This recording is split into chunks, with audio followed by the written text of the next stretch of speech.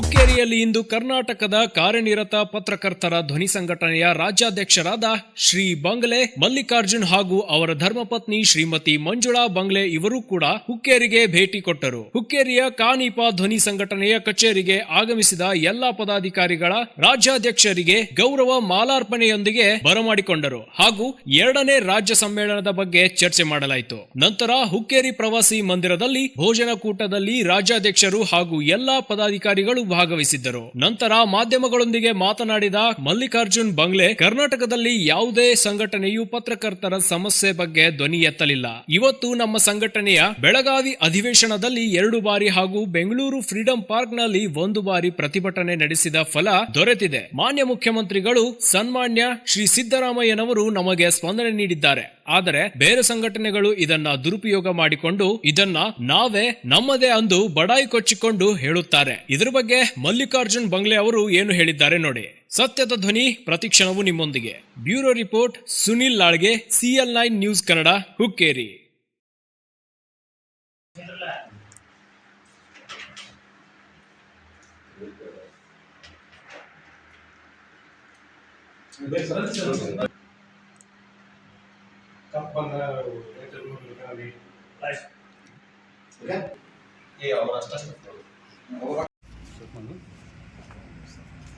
ಆತ್ಮೀಯ ಸ್ನೇಹಿತರೆ, ಕಾನಿಪ ಧ್ವನಿ ರಾಜ್ಯಾಧ್ಯಕ್ಷ ಬಂಗ್ಲೆ ಮಲ್ಲಿಕಾರ್ಜುನ ಆದ ನಾನು ಕಳೆದ 2 ದಿನಗಳಿಂದ ಬೆಳಗಾವಿ ಜಿಲ್ಲಾದ್ಯಂತ ಪ್ರತಿ ತಾಲೂಕಿಗೆ ವಿಸಿಟ್ ಕೊಟ್ಬಿಟ್ಟು ಪ್ರವಾಸ ಮಾಡ್ತಾ ಮುಂದಿನ ತಿಂಗಳು ಮಾರ್ಚ್ 24 ಏನು ನಮ್ಮ ಪತ್ರಕರ್ತರ ಕಾನಿಪ ಧ್ವನಿ ಪತ್ರಕರ್ತರ 2ನೇ ರಾಜ್ಯ ಸಮ್ಮೇಳನ ನಡೀತಾ ಇದೆ.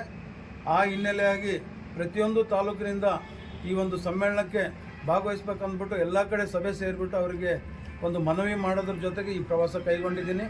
ಜೊತೆಗೆ ಇತ್ತೀಚೆಗೆ ನಮ್ಮ ಕರ್ನಾಟಕದ ಮುಖ್ಯಮಂತ್ರಿಗಳಾದ ಸಾಮಾಜಿಕ ಅಧಿಕಾರರಾದಂಥ ಮಾನ್ಯ ಸಿದ್ದರಾಮಯ್ಯ ಸಾಹೇಬರು ಬಜೆಟ್ನಲ್ಲಿ ಗ್ರಾಮೀಣ ಪತ್ರಕರ್ತರಿಗೆ ಉಚಿತ ಬಸ್ ಪಾಸ್ ಅಂತ ಏನು ಘೋಷಣೆ ಮಾಡಿದ್ದಾರೆ, ಈ ಒಂದು ವಿಚಾರಕ್ಕೆ ನಾನು ತುಂಬು ಹೃದಯದಿಂದ ನಮ್ಮ ಕಾನಿಪ ಧ್ವನಿ ವತಿಯಿಂದ ಸ್ವಾಗತ ಮಾಡ್ತಾ ಅವರಿಗೆ ಈ ಒಂದು ಸಂದರ್ಭದಲ್ಲಿ ಹೃದಯಪೂರ್ವಕ ನಮನಗಳನ್ನು ತಿಳಿಸ್ತಾ ಇದ್ದೀನಿ. ಕಳೆದ 1.5 ವರ್ಷಗಳ ಅವಧಿಯಲ್ಲಿ 4 ಹೋರಾಟಗಳಿಗೆ ಎಚ್ಚೆತ್ತುಕೊಂಡಂಥ ಸರ್ಕಾರ ಕೊನೆಗೂ ನಮ್ಮ ಬೇಡಿಕೆ 11 ಬೇಡಿಕೆಯಲ್ಲಿ 1 ಬೇಡಿಕೆ ಈಡೇರಿಸಿದರೆ. ಇನ್ನು ಪ್ರಮುಖವಾದಂಥ 10 ಬೇಡಿಕೆಗಳು ಈಡೇರಲೇಬೇಕಂದ್ಬಿಟ್ಟು ಇವತ್ತು ಗಂಡು ಮೆಟ್ಟಿನ ನಾಡು, ಇವತ್ತು ಬೈಲಹೊಂಗಲದಲ್ಲಿ ಏನಿದೆ ಕಿತ್ತೂರು ರಾಣಿ ಚೆನ್ನಮ್ಮನವರ ಐಕ್ಯ ಸ್ಥಳವಾದಂಥ ಆ ಒಂದು ಸ್ಥಳಕ್ಕೆ ಹೋಗಿ ಇವತ್ತು ನಮನ ಸಲ್ಲಿಸ್ಬಿಟ್ಟು ಇನ್ನೂ ಹೆಚ್ಚಿನ ಶಕ್ತಿ ನಮ್ಮ ಕಾನಿಪ ಧ್ವನಿಗೆ ಕೊಟ್ಬಿಟ್ಟು ಈ ಹೋರಾಟ ಮಾಡೋದಕ್ಕೆ ಶಕ್ತಿ ತುಂಬಬೇಕಂದ್ಬಿಟ್ಟು ಇವತ್ತು ಆ ತಾಯಿಗೆ ನಮಸ್ಕರಿಸಿ ಇವತ್ತೊಂದು ನಮ್ಮ ಬೈಲಹೊಂಗಲದ ಪತ್ರಕರ್ತರೆಲ್ಲ ಸೇರಿಬಿಟ್ಟು ಇವತ್ತು ಅವರಿಗೆ ಮಾಲಾರ್ಪಣೆ ಮಾಡೋದ್ರ ಮುಖಾಂತರ ನಮ್ಮ ಒಂದು ನಮನಗಳನ್ನು ಸಲ್ಲಿಸಿ ಹೋರಾಟಕ್ಕೆ ಶಕ್ತಿ ತುಂಬುವಂತಂದ್ಬಿಟ್ಟು ಪ್ರಾರ್ಥನೆ ಸಲ್ಲಿಸಿದ್ದೀವಿ.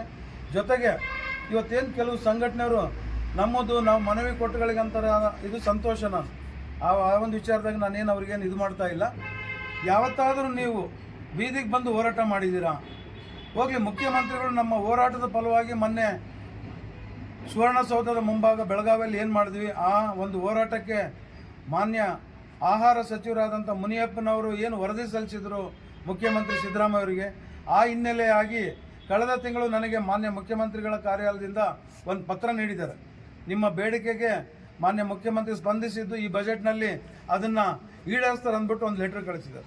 ಆ ರೀತಿ ಲೆಟ್ರ್ ನಿಮ್ಮ ಹೋರಾಟಕ್ಕೆ ಏನಾದರೂ ಕೊಟ್ಟಿದ್ರೆ ಅದನ್ನೇನಾದರೂ ನೀವು ಬಹಿರಂಗಪಡಿಸಿ ಅಂತ ಸಂಘಟನೆಗೆ ಹೇಳ್ತಾ ಬರೀ ಸುಮ್ಮನೆ ಕೂತ್ಕೊಂಡು ಇವತ್ತು ಕಾರ್ಮಿಕ ಅಡಿಯಲ್ಲಿ ಏನು ಇವತ್ತು ನೋಂದಣಿ ಆಗಿದೆ ನಿಮ್ಮ ಸಂಘಟನೆಗೆ, ಇವತ್ತು ಕಾರ್ಮಿಕರಾಗಿ ಪತ್ರಕರ್ತರ ಬದುಕು ಇವತ್ತು ರೋಡಲ್ಲಿದೆ. ಈ ನಿಟ್ಟಿನಲ್ಲಿ ನೀವೆಲ್ಲ ಆಲೋಚನೆ ಮಾಡಿ ನಿಜವಾಗೂ ನೀವೆಲ್ಲ ಮನಸ್ಸು ಮಾಡಿ ಹೋರಾಟಕ್ಕೆ ಇಳಿದಿದ್ದಾಯ್ತು ಅಂದರೆ ನಾನು ನಿಮ್ಮ ಜೊತೆ ಇರ್ತೀನಿ. ಇವತ್ತು ಪತ್ರಕರ್ತರಿಗೆ ಮಾಲೀಕರುಗಳು ಪೇ ಸ್ಲಿಪ್ ಕೊಡ್ತಾ ಇಲ್ಲ. ಪೇ ಸ್ಲಿಪ್ ಕೊಟ್ಟರೆ ಪ್ರತಿಯೊಬ್ಬ ಪತ್ರಕರ್ತರಿಗೆ 18ರಿಂದ 20 ಸಾವಿರ ಸಂಬಳ ಕೊಡಬೇಕು ಇವತ್ತು ಮಜೀತಿಯ ವೇಸ್ಟ್ ಬೋರ್ಡ್ ಪ್ರಕಾರ. ಇವತ್ತು ಯಾಕೆ ನೀವು ಧ್ವನಿ ಎತ್ತಾ ಇಲ್ಲ ಅಂತ ನನ್ನೊಂದು ಪ್ರಶ್ನೆ ಇವತ್ತು ಆ ಸಂಘಟನೆಯವರಿಗೆ ಕೇಳ್ತಾ ಇದ್ದೀನಿ.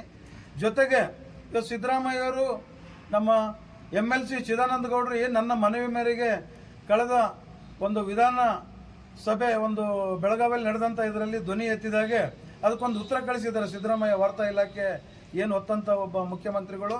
ಅದಕ್ಕೆ ಉತ್ತರ ಕಳಿಸಿ ಜೀವ ವಿಮೆ ಲೈಫ್ ಇನ್ಶೂರೆನ್ಸ್ ಏನಿದೆ ನಾವು ಕೊಡೋಕ್ಕೆ ಬರಲ್ಲ ಸರ್ಕಾರದಿಂದ, ಅದೇನಿದ್ರು ಪತ್ರಿಕೆಗಳ ಮಾಲೀಕರು ಏನಿದ್ದಾರೆ ಅವರೇ ಜೀವ ವಿಮೆ ಲೈಫ್ ಇನ್ಸೂರೆನ್ಸ್ ಕೊಡಲೇಬೇಕು. ಅವರಿಗಿದು ಜವಾಬ್ದಾರಿ. ಸರ್ಕಾರದಿಂದ ನಾವೇನು ಕೊಡೋಕ್ಕಾಗಲ್ಲ, ಅದಕ್ಕೆ 1 ರೂಪಾಯಿನೂ ನಾವು ಕೊಡೋಕ್ಕೆ ಸಾಧ್ಯ ಇಲ್ಲ. ಏನಿದ್ರು ಬಂಡವಾಳಶಾಹಿಗಳು ಪತ್ರಿಕೆ ಮಾಲೀಕರು ಕೊಡಬೇಕಂತ ಹೇಳೋ ದೃಷ್ಟಿಯಿಂದ ನಾನು ಇವತ್ತು ಆ ಸಂಘಟನೆ ಅಧ್ಯಕ್ಷರು ಪದಾಧಿಕಾರಿಗಳು ನೇರವಾಗಿ ಈ ಒಂದು ವಿಚಾರಕ್ಕೆ ಸವಾಲು ಹಾಕ್ತೀವಿ. ನಿಮಗೆ ಆ ಒಂದು ಪತ್ರಿಕೆ ಮಾಲೀಕರನ್ನ ಎದುರಾಕೊಂಡು ಇವತ್ತು ಪೇ ಸ್ಲಿಪ್ಪು ಜೊತೆಗೆ ಇನ್ಸೂರೆನ್ಸ್ ಏನಿದೆ ಇವತ್ತು ಅವ್ರು ಏನು ಮಾಲೀಕರು ಕೊಡಬೇಕು, ಈ ನಿಟ್ಟಿನಲ್ಲಿ ನಿಮಗೆ ಧ್ವನಿ ಎತ್ತಕ್ಕೆ ಸಾಧ್ಯ ಇದೆನಾ?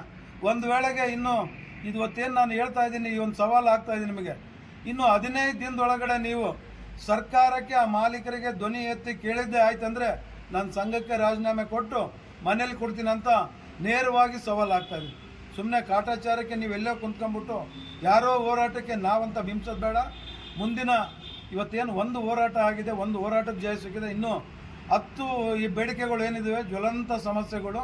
ಈ ನಿಟ್ಟಿನಲ್ಲಿ ಭಗೀರಥ ಪ್ರಯತ್ನನ ಅಂಥ ಮಟ್ಟದಾಗ ಸವಾಲು ತೊಗೊಂಬಿಟ್ಟು ನಮ್ಮ ಕಾನಿಪ ಧ್ವನಿ ಮುನ್ನುಗ್ತಾ ತಂದ್ಬಿಟ್ಟು ಇಡೀ ರಾಜ್ಯದ ಪತ್ರಕರ್ತರ ಗಮನಕ್ಕೆ ತರ್ತಾ, ಕಾನೂನಿನ ದೊಡ್ಡವರು ಯಾವ ಮುಖ್ಯಮಂತ್ರಿನೂ ಇಲ್ಲ, ಪ್ರಧಾನಮಂತ್ರಿನೂ ಇಲ್ಲ ಅಂತ ಹೇಳ್ತಾ, ಕಾನೂನು ದೃಷ್ಟಿಯಲ್ಲಿ ನಮಗೇನು ದೊರಿಬೇಕು ಆ ನಿಟ್ಟಿನಲ್ಲಿ ಕಾನೂನು ಹೋರಾಟ ಖಂಡಿತ ಸಾಗ್ತಾ ಇದೆ ಅಂತ ಹೇಳ್ತಾ, ದಯಮಾಡಿ ಇಂಥ ಅಪಪ್ರಚಾರ ಇವತ್ತಿಗೂ ಕಾಲ ಮಿಂಚಿಲ್ಲ. ಬೇರೆ ಸಂಘಟನೆಗಳಿಗೆ ಹೇಳೋದು ನಾನು, ದಯಮಾಡಿ ಕಾರ್ಮಿಕ ಅಡಿಯಲ್ಲಿ ಏನು ನೋಂದಣಿ ಆಗಿದೆ ನಿಮ್ಮ ಸಂಘಟನೆಗಳು, ಆ ಒಂದು ಪತ್ರಕರ್ತರ ಹಿತಕ್ಕೆ ನೀವು ಹೋರಾಡ್ರಿ.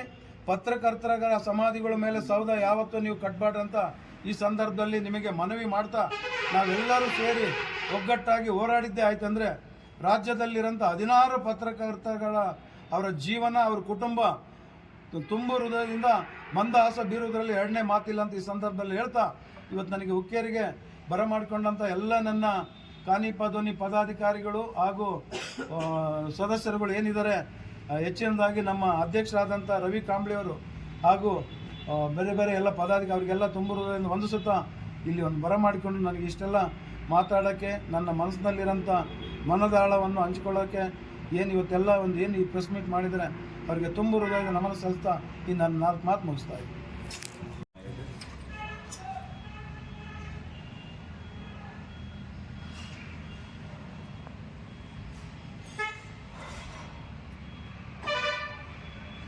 ಫೋಟೋ ತಗೋ.